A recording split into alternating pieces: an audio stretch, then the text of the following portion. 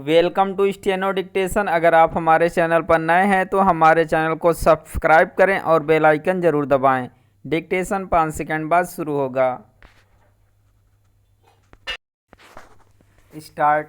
चीन ने अपने नए मानचित्र में अरुणाचल प्रदेश को अपने हिस्से के रूप में दिखाकर यही स्पष्ट किया कि उसकी भारत से संबंध सामान्य करने में कोई रुचि नहीं।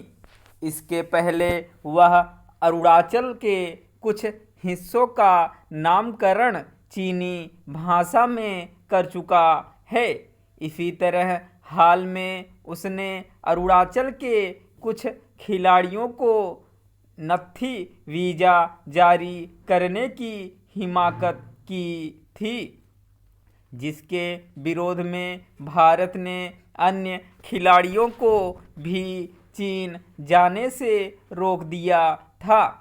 हम यह भी नहीं भूल सकते कि चीन किस बेशर्मी के साथ संयुक्त राष्ट्र सुरक्षा परिषद में पाकिस्तान के कुख्यात आतंकी सरगनाओं को प्रतिबंधित करने की पहल नाकाम कर चुका है। पाखंड की इससे बड़ी कोई मिसाल नहीं हो सकती कि कोई देश खुद को आतंकवाद का विरोधी भी बताए और आतंकी सरगनाओं का बचाव भी करे।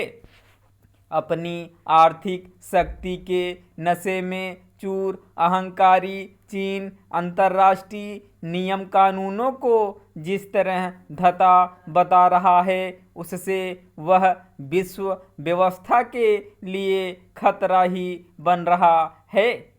अब यह भी किसी से छिपा नहीं कि वह गरीब देशों को किस तरह कर्ज के जाल में फंसाकर उनका शोषण कर रहा है। चीन ने अंतर्राष्ट्रीय कानूनों की अनदेखी कर जिस तरह अपने नए नक्शे में दक्षिण चीन सागर को भी शामिल कर लिया, वह उसकी उपनिवेशवादी मानसिकता का ही परिचायक है।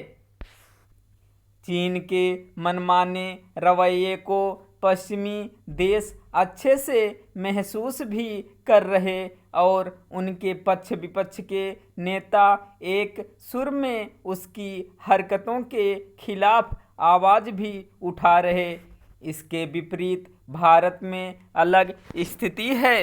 अपने देश के कई नेता चीनी सेना के अतिक्रमणकारी रवैये को लेकर मोदी सरकार को तो कठघरे में खड़ा करते हैं, लेकिन चीन के प्रति एक शब्द भी नहीं बोलते। इस मामले में राहुल गांधी सबसे आगे हैं।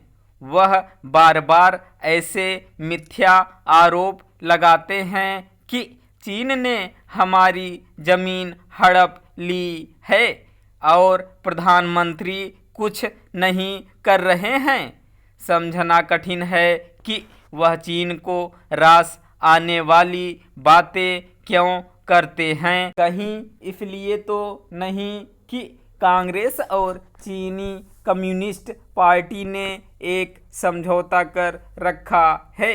कांग्रेस ने ना तो यह बताया कि यह समझौता क्यों किया गया था और ना ही यह कि राजीव गांधी फाउंडेशन को चीनी दूतावास से चंदा लेने की क्या ज़रूरत थी।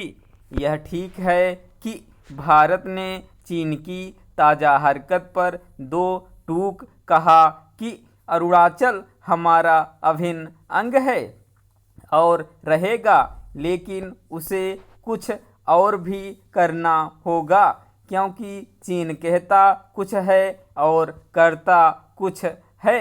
इसकी अनदेखी नहीं की जा सकती कि हाल में ब्रिक्स सम्मेलन में चीन ने किस तरह पहले अपने राष्ट्रपति और भारतीय प्रधानमंत्री के बीच वार्ता का अनुरोध किया और फिर इससे मुकर गया। समय आ गया है कि भारत एक ओर जहां तिब्बत को लेकर मुखर हो, वहीं दूसरी ओर ताइवान से भी संबंध बढ़ाए। स्टॉप।